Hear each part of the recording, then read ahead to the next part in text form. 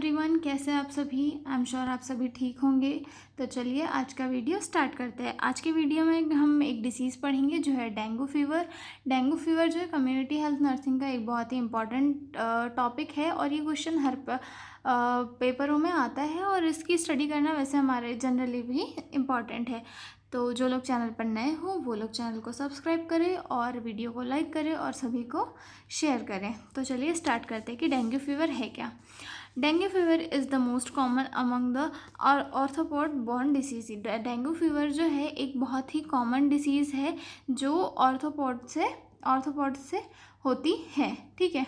Dengue is a viral infection caused by the dinghy virus and transmitted to human through the bites of infected female Aedes mosquitoes, especially Aedes aegypti। जो dengue है एक viral infection है जो कि जिसका virus क्या है, dengue virus है और ये एक मस्कीटो बाइट से फैलता है। मस्कीटो बाइट में कैसे फैलता है कि जो फीमेल एडीज मस्कीटो है वो अगर किसी इन्फेक्टेड पर्सन को बाइट करती है तो उसके अंदर जो डेंगी वायरस है उसका वायरस स्प्रेड हो जाता है और फिर वही सेम फीमेल अगर किसी दूसरे हेल्थी पर्सन को जाके बाइट करती है तो वो हेल्थी पर्सन भी उस वायरस से इन्फेक्टेड हो जाता है। तो ये जो बैक्टीरिया है वो मस्कीटो के कारण ही ट्रांसमिट होता है एक पर्सन से दूसरे पर्सन में। ठीक है, मैं इसको एक बार फिर से एक्सप्लेन करती हूँ कि डेंगू वायरस जो है एक ट्रांसमिटेड डिसीज़ है जो फीमेल एडीज मस्कीटो से फैलती है। अगर कोई पर्सन डेंगी से इन्फेक्टेड है और उसको फीमेल एडीज एजिप्टी जो मस्कीटो है अगर वो काट लेती है तो उस मस्कीटो के अंदर डेंगी का जो वायरस है वो ट्रांसमिट हो जाता है और उसके बाद ठीक है। तो ये जो है फीमेल एडीज से किसी भी दूसरे हेल्थी पर्सन में अगर वो जो फीमेल एडीज है वो अगर किसी दूसरे हेल्थी पर्सन को बाइट करेगी तो उसे भी ये डिसीज़ हो जाएगी। ठीक है। It is common disease in tropical and subtropical regions including Asia, America and Africa. ये एक बहुत ही कॉमन डिसीज़ है और ये एशिया, अफ्रीका और अमेरिका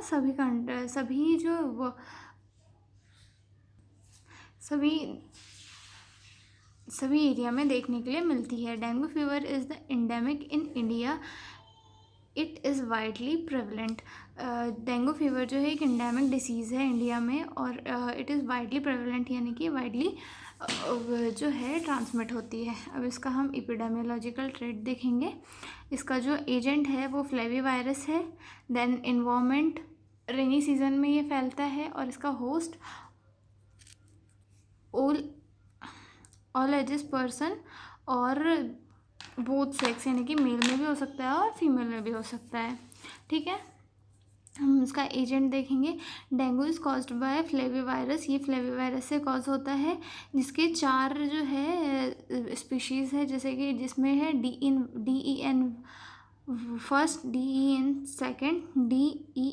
सेकेंड और फिर DEN 4। ठीक है। और ये सेरोटाइप्स है। ठीक है।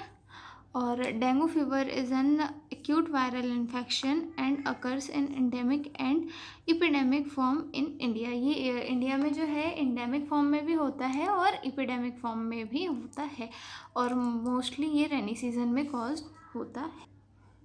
इसके होस्ट जो है सभी एज के पर्सन हो सकते हैं और मेल फीमेल दोनों हो सकते हैं। ठीक है। इन्वायरमेंट रेनी सीजन में होता है क्योंकि इस टाइम पे पानी ज़्यादा इकट्ठा होता है और इस टाइम पे मच्छर जो है ज़्यादा होते हैं। ठीक है। Mode of transmission vector borne transmission यानी कि वेक्टर्स से ये ट्रांसमिट होता है फीमेल एडीज। ठीक है। इंक्यूबेशन पीरियड इसका 3 to 10 days होता है। ठीक है।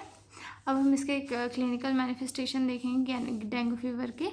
तो इसमें क्लासिकल जो एकदम मतलब नॉर्मल डेंगू फीवर होगा तो उसकी क्लासिफिकेशन है high fever with chills, intense headache, मतलब हाई फीवर होगा चिल्स के साथ, इंटेंस हेडेक यानी कि बहुत ही सीवियर हेडेक होगा, मसल एंड जॉइंट पेन होगा, रेडियो ऑर्बिटल पेन यानी कि जो आइज़ के आसपास का एरिया होता है वो रेडियो ऑर्बिटल एरिया कहलाता है, जिसमें बहुत ही पेन होगा, वीकनेस होगी, कॉन्स्टिपेशन होगा, एब्डोमिनल टेंडरनेस होगी, सोर थ्रोट होगा और मॉटलिंग होगा।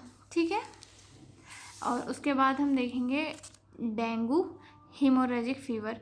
डेंगू हीमोरेजिक फीवर की क्लिनिकल सिम्टम्स में है कि इसमें क्लासिकल जो डेंगू फीवर था उसके सिम्टम्स भी इंक्लूड होंगे, और इसमें और सिम्टम्स है जो जैसे कि damage of blood and lymph vessels और bleeding from nose, gums and under the skin, यानी कि जो लिम्फ वेसल होगी वो भी डैमेज होगी इसमें, और ब्लड वेसल भी डैमेज होगी, और जो नोज़ और गम्स रहेंगे हमारे मसूड़े और नाक के वहाँ से जो है ब्लीडिंग स्टार्ट हो जाएगी, ये होगी हेमोरेजिक फीवर में, ये सेकंड स्टेज का डेंगू होगा। ठीक है, देन थर्ड आएगा dengue shock syndrome. Dengue shock syndrome में ये जो क्लासिकल डेंगू के सिम्टम्स थे और हेमोरेजिक डेंगू के सिम्टम्स से ये दोनों इंक्लूड होंगे, और ये तीसरे इसके मतलब बहुत सीवियर इस पे चले जाएगा डेंगू शॉक सिंड्रोम।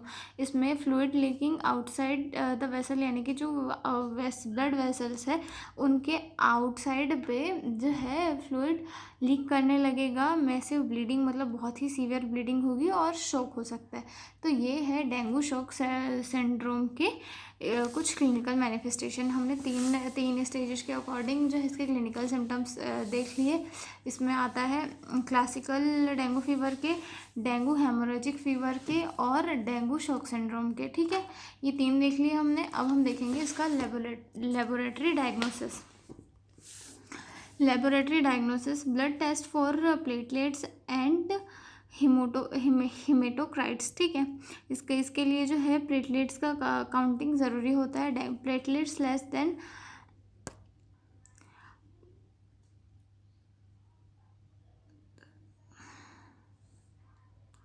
1,00,000 mm जो होनी चाहिए वो मतलब इससे कम होनी चाहिए। ठीक है, डेंगू के लिए। उसके बाद हम इसका देखते हैं प्रिवेंशन एंड कंट्रोल। इसमें आता है एक्यूट सर्वेलेंस।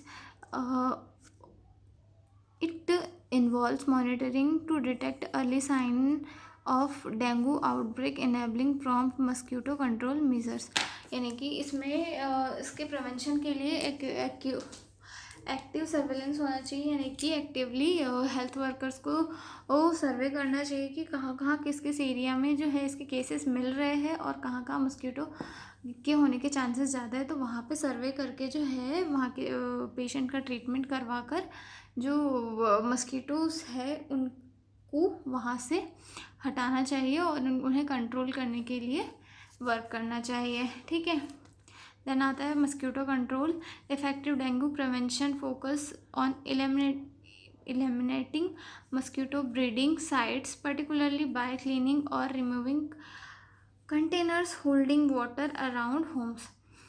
इसका एक सबसे मेन तरीका है जो डेंगू को कम करने का, वो है जो मस्कीटो कंट्रोल, जिसमें कि घर के आसपास अगर कहीं पे पानी जमा हो तो उसको डिस्कार्ड करना, आसपास क्लीन रखना, और जो है मस्कीटो ब्रीडिंग साइट्स उनको ख़त्म करना, ये सबसे इफ़ेक्टिव प्रिवेंशन है। ठीक है, अब थर्ड देखेंगे हम कम्युनिटी पार्टिसिपेशन।